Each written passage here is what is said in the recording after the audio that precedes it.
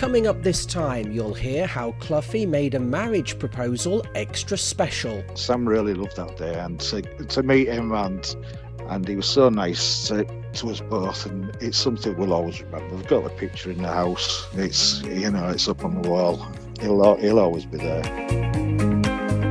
That's Cloughie fan Darren Nunn, who still pinches himself when he thinks about that memorable day when Brian made a special personal appearance. But before that, here's a little treat, some classic Cloughie from the archives.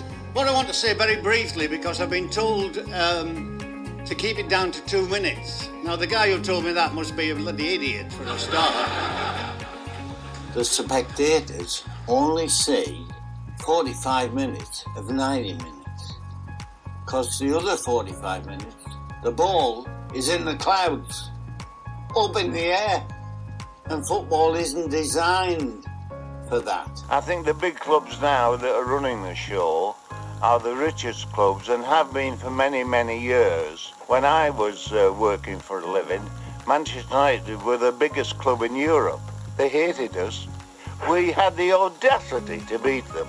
Same with Liverpool. We knocked them out the European Cup. They couldn't believe it. It's lovely to see so many people, because you can only say hello to so many people per day. I managed to get around and say hello to the police people and that type of thing. The Police Gazette I'm in regularly, actually. If you don't see me after half-time, it means you've been bloody rubbish. And if you're not rubbish today, that'll be a change.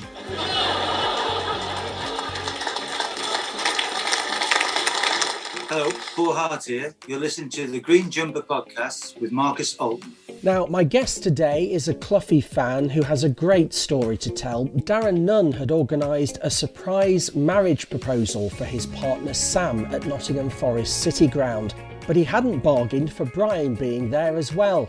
He told me what happened. I'd had a word with the staff at Forest, and I'd asked them if it'd be possible to propose to my wife. I planned to propose on the scoreboards during one of the tours of the ground, back in the day when you could get a tour of the ground. We arrived, Sam was feeling really ill in the morning because we was travelling from York, and she was pregnant at the time, and so she wasn't really up for it at the time. Feeling a little bit iffy. Yeah, she was feeling a little bit morning sickness, and to be fair, I think it was more for me that we were going, I love Forest, and I just wanted to have a look around the ground and everything. And they're feeling sick that day. We were travelling down. She's saying, what the hell are we going here for? That sort of thing. Yeah, but when we got there, just as we were pulling in, Mercedes of Cloughie's was there. And then I just started to get so excited, I couldn't speak. And I said, Sam, that's Brian Clough's car. And she was saying, oh, don't be silly. What would he be here? Because at the time, he'd left Forest. David Platt was the manager. And it was at that time, when he never really had anything to do with Forest. But we parked up in the car park, went across to the reception, and he was there. And he was there with David Platt. And it was the time, the new bronze bust. Yes. It was just about, there was TV cameras and everything, and they were filming him. We got to watch that firsthand and everything, and I was just no good. I was quivering wreck. So I've never seen him before, close up. No. And he was so nice, he was there, so nice to all the cameramen and everything. And I've just said to Sam, I've got my camera, I'm going to ask him if I can have a photograph. So we was waiting while he'd all finished, and he just said, hello, what are you two doing here? I was going to do the accent then, but I'm not. No. I said, oh, would you mind if I had a photograph of you, Brian? And he said, well, I don't mind having a photograph of you, but I'll have to have your lovely lady as well at the same time. Yeah. And he kind of like asked one of his people there if they'd take the photographs, and he took a photograph of me and him and Sam. Yeah. And then I said to David Platt, would you mind having a photo as well? So Brian says, yeah. And so I got one with David Platt and Brian at the same time. After that, they walked upstairs, I think, into the Jubilee rooms or somewhere like that, and did an interview. And then I said to Sam, right, I think it's time we'll go to the reception and see what the lady says. So the lady gave me kind of like a wink and said, right, it's not ready for you at the moment, so would you like to go and sit in the main stand? So I went out and sat in the main stand, and just as we sat down, the scoreboards went off and it said, Sam, I love you, will you marry me? And she never even noticed it. And so, I kind of like pointed them out, and luckily she said yes. And then Brian walked out and said, come on, you two, this isn't what you're supposed to be doing. Follow me. So we followed him straight into David Platt's office. It wasn't David Platt's office, it was Brian Clough's office again. Yeah. And there was a bucket there with a bottle of champagne.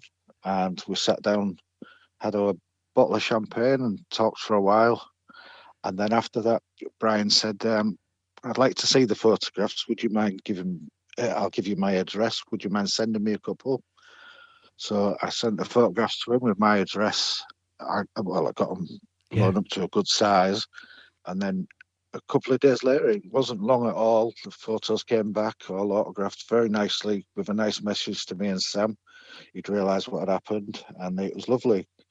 After that, my birthday, I got a birthday card from him and a Christmas card that same year. So it was lovely. You'd really struck a chord with him there, hadn't you, that particular day? Yeah, I think he'd come back to Forest. He got to see all his old friends there. You know, the old secretary, I think, was still there. Everybody was so happy to see him, and he was having a lovely day. He was talking to everybody, kissing all the ladies like he does. Well, and some of the fellas as well. Yes. Yeah. He actually called me young man, which made my life, really. You know, that's the thing everybody wanted. And decided all my photos, young man as well. And it was a fantastic day. What did Sam make of it all? Was she bemused? Sam was a fan of Forest because I had nobody to go with at one point. I used to go with the lads. They all got married off and stuff like that. And so we went through all the European UEFA Cup run and everything. We went to all the games there and enjoyed ourselves. Yes. And so she was getting to be a big fan. And so it was great. Yeah, Sam really loved that day. And to meet him, and he was so nice to us both. And it's something we'll always remember. We've got a picture in the house. It's, it's up on the wall. He'll always be there. Yep, he'll always be there looking down on you, giving you some advice, no doubt. Yeah. That's wonderful. Thanks ever so much for sharing that memory, Darren. That special day, which will obviously live long in the memory. Yeah, and while I'm on, I'd just like to thank you so much for that beautiful statue. It was an amazing thing that you did there. We all love it, Marcus, and it's all because of you, so thank you very much. Well, that's very kind of you to say, Darren, and thanks so much again. That the statue was definitely a team effort, and it's great that it's still admired today. And thanks to you for listening. The podcast is still being downloaded around the world, which is wonderful to know. And if you'd like to get in touch with your memories, just email me. It's youngman@brianclough.com. And while you're there, here's a little taster from a future episode when I'll be talking to Colin Shields, one of Cloughie's close friends, who was one of the few people besides the players allowed to travel on the team coach. On occasions we'd get near the sea and he'd have all of them paddling in the sea in case they got injuries and slight knocks and everything, and seawater did you good.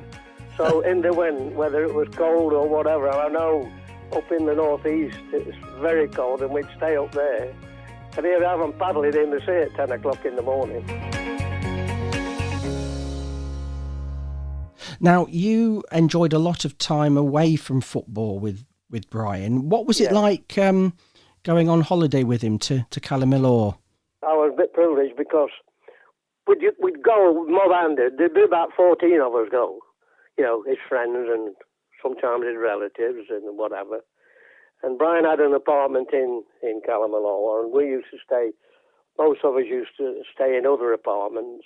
And he used to say to me, Col, I've got to take the laundry out tomorrow. Are you coming with me? I'd say, yeah, of course. We used to trundle down the seafront with bags of laundry, put the laundry into the laundrette. We never fetched it back, I might add. We took it, and he'd say, we've got 5 minutes to ourselves, Col. Let's go and have a little chat somewhere. And we sit and talk, and he used to ask me about how I managed my men at work and what it was like, industrial relations, and, you know, and then he'd talk about general things. He'd love to talk about family, my family and his family. And we got on so well. Colin Shields there. All that and more great memories coming soon when we remember the great man in the green jumper.